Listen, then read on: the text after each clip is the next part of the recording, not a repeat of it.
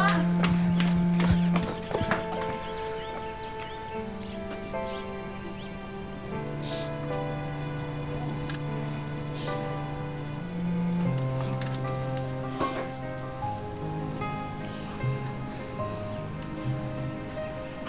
Ma.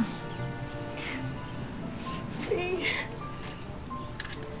Alam mo bang para kaming basang sisiw na pinatayan ng ilaw nung nawala ka? Alam mo bang nahirapan kami, Ma? Si Papa, ilang araw hindi nakapagsalita.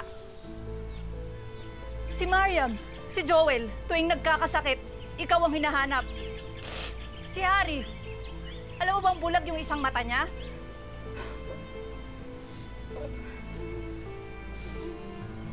Ako, Ma. Naiisip mo ba ako tuwing birthday ko? Kasi, Ma, lagi kitang naiisip. Hinahanap kita. Kasi, sabi nila, wala daw nanay na kayang tiisin ng anak. Pero bakit yung nanay namin? Natiis kami. Nak, walang mali sa inyo. Ako yung may mali. Hindi mo kasi kinaya yung hirap eh. Tuwing nakikita ko kayo, walang kinakain, tapos wala akong magawa. Pinanghihinaan ako ng loob. Bakit mga ibang nanay dyan, Ma? Kahit mahirap sila, di sila nang iwan ng pamilya. Kayo, Ma, iniwan nyo kami!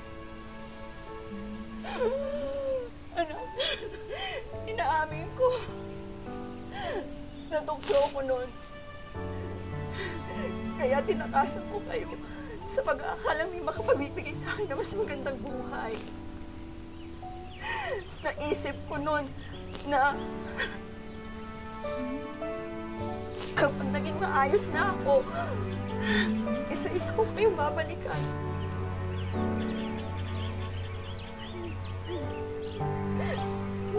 Pero hindi nangyari sa akin yun eh. Lalo akong naghihirap. Lalo akong nagdusa. Alam niyo, gustong-gusto ko kayong balikan. Pero wala na akong makapahirap sa inyo.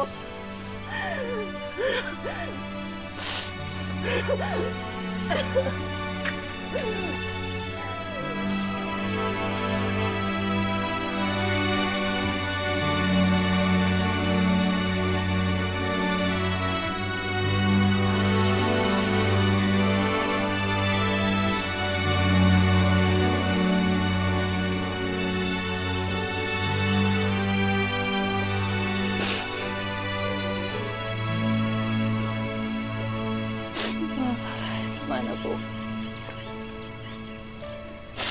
Sana, Ma. Naiintindihan na po namin, Ma.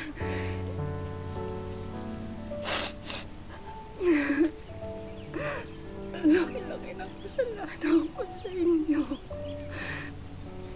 Patawarin niyo ko. Patawarin niyo ko.